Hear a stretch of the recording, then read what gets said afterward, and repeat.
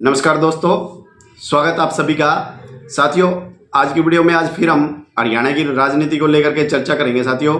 और हरियाणा के अंदर विधानसभा चुनाव परिणाम आ चुके हैं और भारतीय जनता पार्टी की सरकार भी बन चुकी है पूर्ण बहुमत के साथ। लेकिन साथियों, हरियाणा के अंदर बहुत सारी ऐसी सीटें हैं जिसको लेकर के हरियाणा के अंदर चर्चा हो रही है और जीत के अंतर को लेकर के बड़ा यानी कि चर्चा का केंद्र बनी हुई है बहुत सारी सीटें हरियाणा के अंदर। और वो कारण क्या है और क्यों चर्चा के अंदर है वो सीटें, तो इसी को लेकर के आज हम वीडियो में चर्चा करेंगे साथियों। लेकिन साथियों, वीडियो में आगे बढ़ने से पहले उन सभी दोस्तों से निवेदन है, जिस साथी ने चैनल को सब्सक्राइब नहीं किया है कृपया वो चैनल को सब्सक्राइब करें और वीडियो पसंद आए तो लाइक और शेयर जरूर करें। क्योंकि साथियों, सबसे पहले हम बात करते हैं उचाना कला की। उचाना किला हरियाणा के अंदर एक और सीट मानी जा रही थी, क्योंकि यहाँ से बड़े दिग्गज नेता चुनाव लड़ रहे थे। एक तरफ तो थे कांग्रेस के विजेंद्र सिंह और दूसरी तरफ थे जेजेपी के दुष्यंत चौटाला, जो हरियाणा के पूर्व डिप्टी सीएम हैं। तो यहाँ से बड़े दिग्गज नेता आपस में इनका टकराव था और इसीलिए ये और सीट मानी जा रही थी कि यहाँ से कौन जीतेगा और कौन जीत हासिल करेगा। लेकिन जो यहाँ का चुनाव परिणाम रहा और चुनाव परिणाम आने के बाद यानी कि सभी को चौंका दिया कि यहाँ से भारतीय जनता पार्टी के उम्मीदवार बड़े कम मार्जिन से जीत जाते हैं। यहाँ से बीजेपी उम्मीदवार ने 48,968 वोट प्राप्त किए और कांग्रेस के उम्मीदवार विजेंद्र सिंह को 48,936 वोट मिले हैं। और यहाँ से बीजेपी के उम्मीदवार देवेंद्र अत्री 32 वोटों से जीत जाते हैं। तो साथियों, इस सीट पर यही काम हुआ कि दो बिल्लियों की लड़ाई के अंदर बंदर फायदा उठा गया। तो कारण यही था कि यहाँ से 4-5 जाट समाज के नेता, बड़े दिग्गज नेता यहाँ से चुनाव लड़ रहे थे और ये आपस में अपने यानी कि इनके टकराव के कारण और यहाँ से देवेंद्र अत्री बहुत कम मार्जिन से यहाँ से जीत जाते हैं भारतीय जनता पार्टी। इसीलिए ये यहाँ का चुनाव परिणाम बड़ा चौंकाने वाला था। और अब बात करते हैं डबवाड़ी की।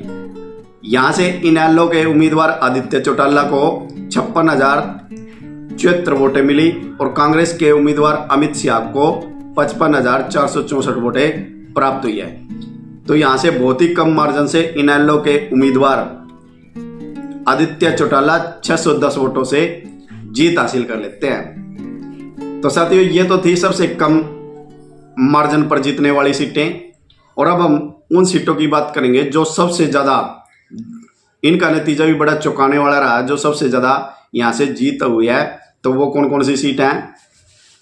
फिरोजपुर जिरका कांग्रेस के उम्मीदवार मम्मन खान को 1,30,497 वोट प्राप्त हुए और यहाँ से बीजेपी के उम्मीदवार नसीम अहमद को 32,056 वोट प्राप्त हुए।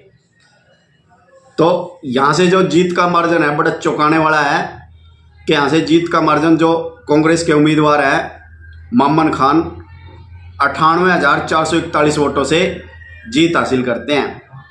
तो इस विधानसभा सीट पर ऐसा लगता है कि यहाँ पर सिर्फ एक ही तरफा पोलिंग थी। गढ़ी सांपला कलोई की यदि हम यहाँ से बात करते हैं, यहाँ से पूर्व सीएम भूपेंद्र सिंह हुड्डा को 1,08,539 वोट प्राप्त हुए और वहीं पर बीजेपी के उम्मीदवार मंजू हुड्डा को 37,074 वोट मिले। यहाँ से पूर्व सीएम भूपेंद्र सिंह हुड्डा 71,465 वोटों से जीत हासिल करते हैं। ये भी बहुत बड़ी जीत है।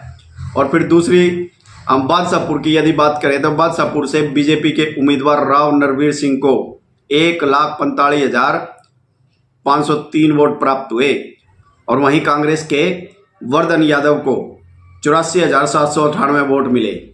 यहाँ से बीजेपी के उम्मीदवार राव नरवीर सिंह 60,705 वोटों से जीत हासिल करते हैं।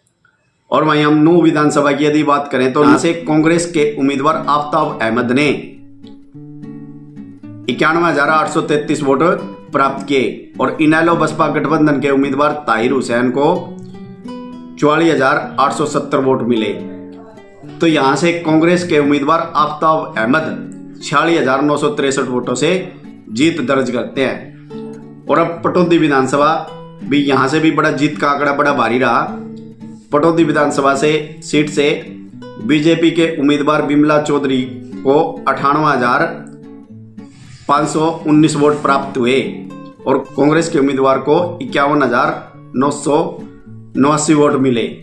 यहाँ से बीजेपी के उम्मीदवार बिमला चौधरी 46,530 वोटों से जीत हासिल की। तो दोस्तों ये थी कुछ सीटें जो हरियाणा के अंदर चर्चा का विषय बनी हुई थी, क्योंकि कई सीटों के ऊपर तो जीत का मार्जिन इतना ज़्यादा था कि लोगों को हैरान कर दिया और कई सीटों पर इतना जीत का मार्जिन इतना कम था कि वहाँ पर भी लोगों को हैरान कर दिया गया। तो इसीलिए ये चर्चा का विषय बनी हुई थी ये सीटें। तो साथियों आज की वीडियो में सिर्फ इतना ही। मिलते हैं फिर नई वीडियो में नई जानकारी के साथ। तब तक सभी साथियों को जय श्री राम, वंदे मातरम।